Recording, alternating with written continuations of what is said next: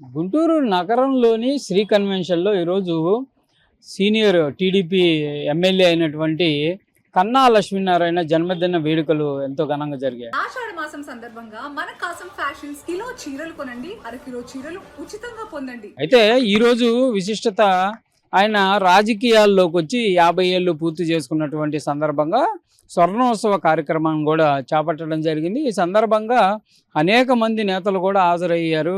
ఆయన్ని సన్మానించినటువంటి పరిస్థితులు ఉంది.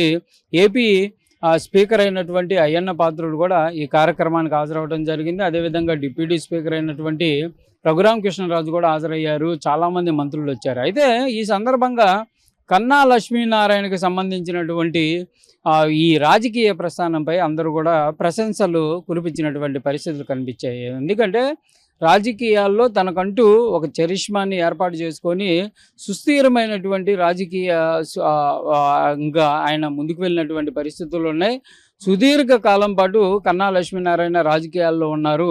అనేక మంది అంటే ఈ మధ్యకాలంలో రాజకీయాల్లోకి వచ్చి కొద్ది కాలం ఉండి వెళ్ళిపోయేటటువంటి నేతలతో పోలిస్తే సుదీర్ఘమైనటువంటి కాలంలో కన్నా లక్ష్మీనారాయణ పనిచేశారనే విధంగా అందరూ కొనియాడినటువంటి పరిస్థితులు ఉన్నాయి. ఇది కన్నా లక్ష్మీనారాయణ జన్మదినంతో పాటు 50 ఏళ్ళ ఈ ప్రస్థానం సందర్భంగా కార్యకర్తలు కూడా అనేక రకాలుగా కూడా సెలబ్రేషన్స్ చేసుకోవడం జరిగింది.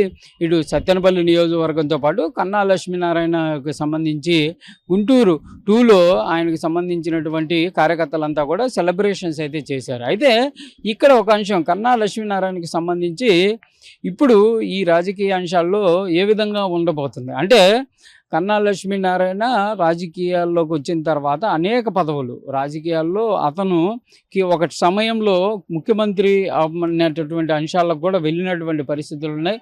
వివిధ శాఖల్లో మంత్రులుగా పనిచేసి తన అనుభవాన్ని పూర్తి స్థాయిలో దానిపైన ఉపయోగించారు. అయితే ఇప్పుడు ఎమ్మెల్యేగా ఉన్నటువంటి పరిస్థితుల్లో మళ్ళీ మంత్రిగా తన రాజకీయ ప్రస్థానం ముగించేటటువంటి అవకాశాలు ఉంటాయా, లేకపోతే ఎలాంటి పరిస్థితులు ఉంటాయి? ఇదే ఇప్పుడు గుంటూరు రాజకీయాల్లో హాట్ టాపిక్గా మారింది.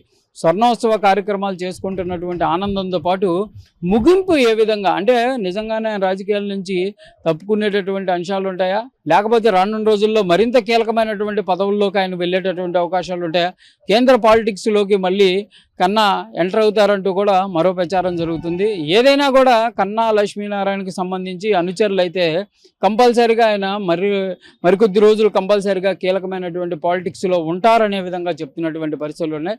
కొంతమంది మాత్రం ప్రస్తుతం కన్నా లక్ష్మీనారాయణకి సంబంధించినటువంటి అంశంలో ప్రస్తుతం టీడీపీలో ఆయన పరిస్థితి కొంత ఇబ్బందికరంగా ఉందనే విధంగా కూడా చెప్తున్నారు. ఏదైనా కూడా రెండు రకాల మాటలు వినిపిస్తున్నాయి. కానీ కన్నాకు సంబంధించి ఆయన మాత్రం క్లియర్గా చెప్తున్నారు, కంపల్సరీగా తాను రానున్న రోజుల్లో కూడా ప్రజాసేవకి సిద్ధంగా ఉన్నాననే విధంగా కూడా చెప్తున్నటువంటి పరిస్థితులు ఉన్నాయి. అయితే మంత్రి పదవికి సంబంధించినటువంటి అంశం పైన కూడా ఎక్కడా కూడా ఆయన మాట్లాడుతున్నటువంటి పరిస్థితి లేదు. ఏ విధంగా కనీసం ప్రభుత్వానికి సంబంధించినటువంటి అంశంలో ఎక్కడా విమర్శలు చేస్తున్నటువంటి పరిస్థితి లేదు. అంటే కన్నా లక్ష్మీనారాయణ ఈ టీడీపీలోకి రాకముందు అత్యంత కీలకంగా కాంగ్రెస్లో ఉన్నారు. బీజేపీ రాష్ట్ర అధ్యక్షులుగా కూడా చేసినటువంటి పరిస్థితులు ఉన్నాయి. కాబట్టి ఆ పార్టీల్లోనే కొనసాగితే పరిస్థితి ఏ విధంగా ఉండేదో అనేది కొంతమంది చెప్తున్నారు. ఏదైనా కూడా ప్రస్తుతం కన్నా స్వర్ణోత్సవాలు చేసుకుంటున్నటువంటి నేపథ్యంలో ఒక రాజకీయపరమైనటువంటి చర్చకు అయితే తెరలేపారనే విధంగా చెప్పొచ్చు. కన్నా రానున్న భవిష్యత్తు ఏ విధంగా ఉండబోతుంది, అత్యంత కీలక పదవుల్లో ఆయన